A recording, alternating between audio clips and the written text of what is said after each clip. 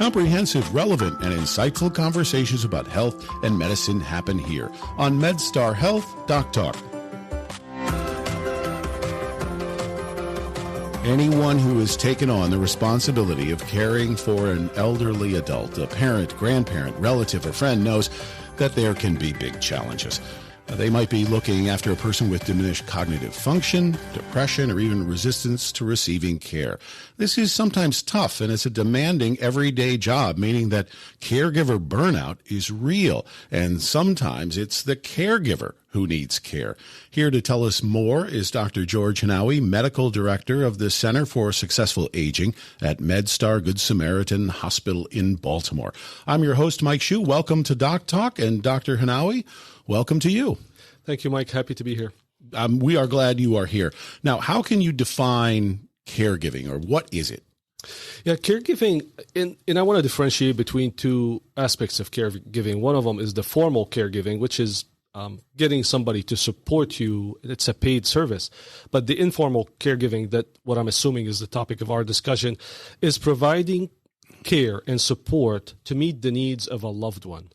It can be a daughter providing support to her mom or dad. It could be a son doing something similar to mom or dad, or it could be vice versa, a mother providing support to a disabled son or daughter or child. So it's literally the ability to be there to cover that gap in the needs for those loved ones that are not able to do it. So it doesn't necessarily mean just age-related issues. It's someone who's helping another person in their journey. Yeah, it could be related to disability, but also the major caregiving task that I commonly see these days is related to cognitive problems with dementia, where the son or the daughter or the niece or the nephew assume the support and the care of an older adult that is experiencing a dementing illness and they're not able to do for themselves. But it could be also for somebody that is physically disabled or emotionally challenged because of depression or anxiety. All of those aspects can be the aspects of caregiving. So at the center, how does the caregiver factor in when they're not the patient? You know, our caregivers are our lifeline. This is how we look at it. It's the way we're going to be able to keep our older adults safe and protected at home and allow them to live at home. So they're our lifeline. And if we don't address the needs of our caregivers, we're literally missing the point.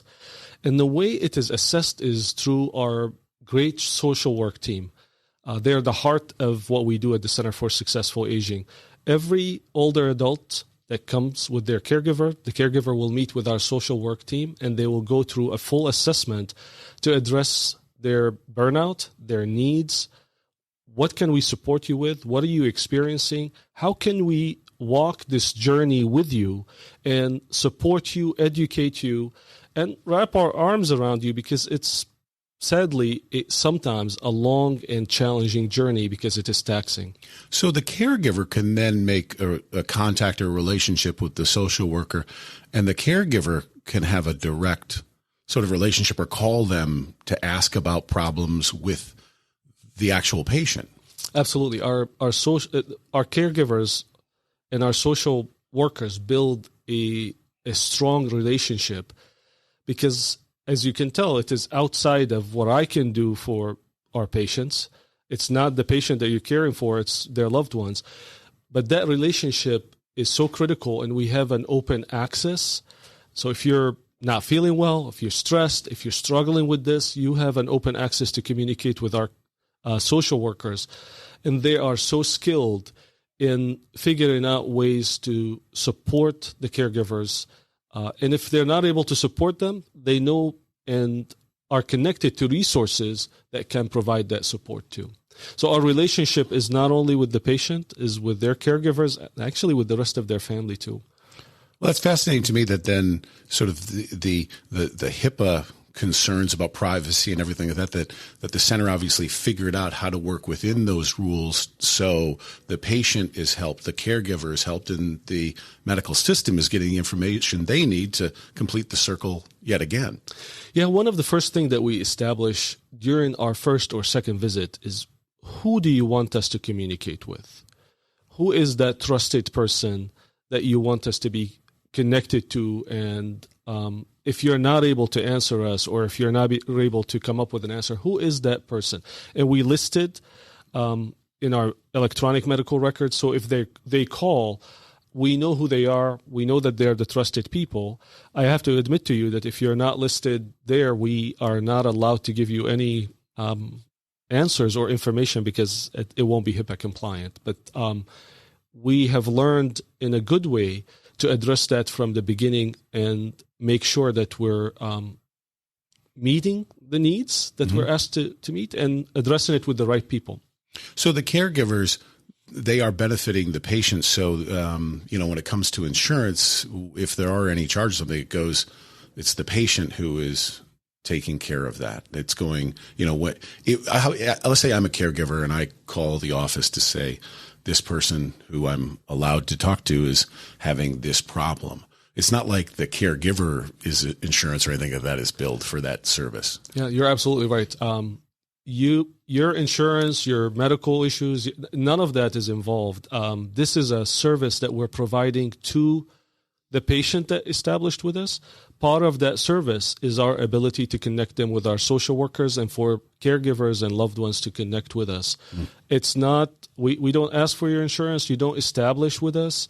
We're here to support you, and it's not something we charge you for. So let's say a caregiver is having some problem. Maybe they're burned out. They need to talk to someone or something, and it really is a caregiver issue more than a patient issue. What do you offer the caregiver to try to get them through that tough time? Yeah, I think it starts with a thorough assessment by our social work team, because caregivers go through a whole lot of stuff, and you have to figure out what is the burning point here. And it could be physical stress. They're exhausted because they're not sleeping, because grandpa is waking up at night and confused, and they have to stay up with them, and then they have to go to work. It could be that they're emotionally drained. You know what, I'm doing this and I'm doing it and I'm doing it, and I'm not taking any time for myself, and I'm just at the end of the rope. It could be that they're financially drained. And it could be that they just need a breather or somebody to talk to. That assessment will figure out where is that point that we need to address. And based on that, we connect them with the right recommendation or the right resource. And what I mean by that specifically, for somebody that has been with mom or dad 24/7 because mom is cognitively challenged and they're not going out, we figure out ways to get some support in the home so they can take an hour or two for themselves and just focus on their wellness, focus on seeing their doctor, focus on getting out there and doing something for themselves. The caregiver-patient relationship becomes so complicated that separating them becomes a challenge sometimes. So there's guilt, there are challenges related to that.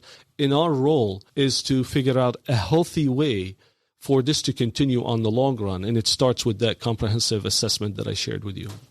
I think with this, you're recommending certain things to a patient to do, and it's nice to have the caregiver be the backstop to reinforce what you're saying. But I would imagine you might have some patients who are a little bit resistant to change.